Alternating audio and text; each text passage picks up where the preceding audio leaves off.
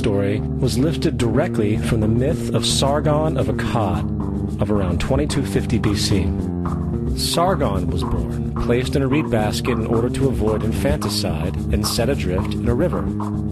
He was in turn rescued and raised by Aki, a royal midwife. Furthermore, Moses is known as the lawgiver, the giver of the Ten Commandments, the Mosaic Law. However, the idea of a law being passed from God to a prophet up on a mountain is also a very old motif. Moses is just another lawgiver in a long line of lawgivers in mythological history. In India, Manu was the great lawgiver.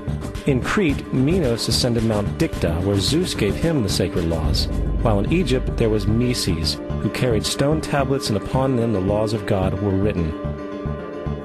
Manu, Minos, Meses, Moses. And as far as the Ten Commandments, they are taken outright from spell 125 in the Egyptian Book of the Dead. What the Book of the Dead phrased, "I have not stolen," became "Thou shalt not steal." "I have not killed," became "Thou shalt not kill." "I have not told lies," became "Thou shalt not bear false witness," and so forth. In fact, the Egyptian religion is likely the primary foundational basis for the Judeo-Christian theology. Baptism, afterlife, final judgment, virgin birth, death and resurrection, crucifixion, the Ark of the Covenant, circumcision, saviors, Holy Communion, Great Flood, Easter, Christmas, Passover, and many, many more are all attributes of Egyptian ideas long predating Christianity and Judaism. Justin Martyr, one of the first Christian historians and defenders, wrote, "When we say that he, Jesus Christ, our teacher, was produced without sexual union, was crucified and died and rose again and ascended into heaven, we propound nothing different from what you believe regarding those who you esteem sons of Jupiter." In a different writing, Justin Martyr said, "He was born of a virgin, except this in common with what you believe of Perseus." It's obvious that Justin and other early Christians knew how similar Christianity was to the pagan religions. However, Justin had a solution. As far as he was concerned, the devil did it. The devil had the foresight to come before Christ and create his characteristics in the pagan world. Fundamentalist Christianity, fascinating. These people actually believe the world is 12,000 years old. Swear to God. I actually asked one of these guys, okay, dinosaur fossils. He says, dinosaur fossils? God put those here to test our faith.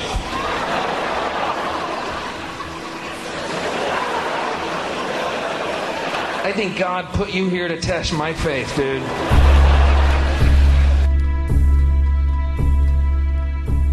The Bible is nothing more than an astrotheological literary hybrid, just like nearly all religious myths before it. In fact, the aspect of transference of one character's attributes to a new character can be found within the book itself. In the Old Testament, there is the story of Joseph. Joseph was a prototype for Jesus. Joseph was born of a miracle birth. Jesus was born of a miracle birth. Joseph was of 12 brothers. Jesus had 12 disciples. Joseph was sold for 20 pieces of silver. Jesus was sold for 30 pieces of silver. Brother Judah suggests the sale of Joseph. Disciple Judas suggests the sale of Jesus. Joseph began his work at the age of 30. Jesus began his work at the age of 30. The parallels go on and on. Furthermore, is there any non-biblical historical evidence of any person living with the name Jesus, the son of Mary, who traveled about with 12 followers, healing people and the like? There are numerous historians who lived in and around the Mediterranean, either during or soon after the assumed life of Jesus. How many of these historians document this figure? Not one. However, to be fair, that doesn't mean defenders of the historical Jesus haven't claimed the contrary. 4 historians are typically referenced to justify Jesus' existence. Pliny the Younger, Suetonius, and Tacitus are the first 3. Each one of their entries consists of only a few sentences at best, and only refer to Christus or the Christ, which in fact is not a name but a title. It means the Anointed One. The 4th source is Josephus, and this source has been proven to be a forgery for hundreds of years. Sadly, it is still cited as truth. You would think that a guy who rose from the dead and ascended into heaven for all eyes to see and performed the wealth of miracles acclaimed to him would have made it into the historical record. It didn't, because once the evidence is weighed, there are very high odds that the figure known as Jesus did not even exist.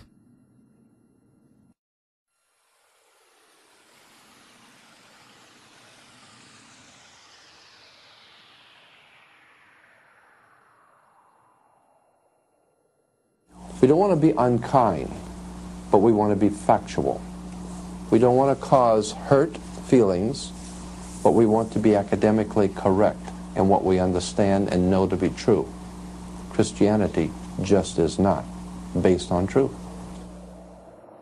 We find that Christianity was in fact nothing more than a Roman story developed politically. The reality is, Jesus was the solar deity of the Gnostic Christian sect, and like all other pagan gods, he was a mythical figure. It was the political establishment that sought to historize the Jesus figure for social control. By 325 AD in Rome, Emperor Constantine convened the Council of Nicaea. It was during this meeting that the politically motivated Christian doctrines were established, and thus began a long history of Christian bloodshed and spiritual fraud. And for the next 1600 years, the Vatican maintained a political stranglehold on all of Europe, leading to such joyous periods as the Dark Ages, along with enlightening events such as the Crusades and the Inquisition.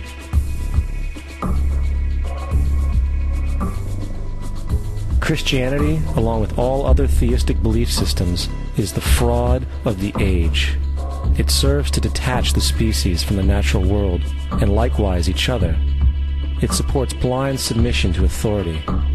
It reduces human responsibility to the effect that God controls everything, and in turn awful crimes can be justified in the name of a divine pursuit. And most importantly, it empowers those who know the truth, but use the myth to manipulate and control societies. The religious myth is the most powerful device ever created and serves as the psychological soil upon which other myths can flourish.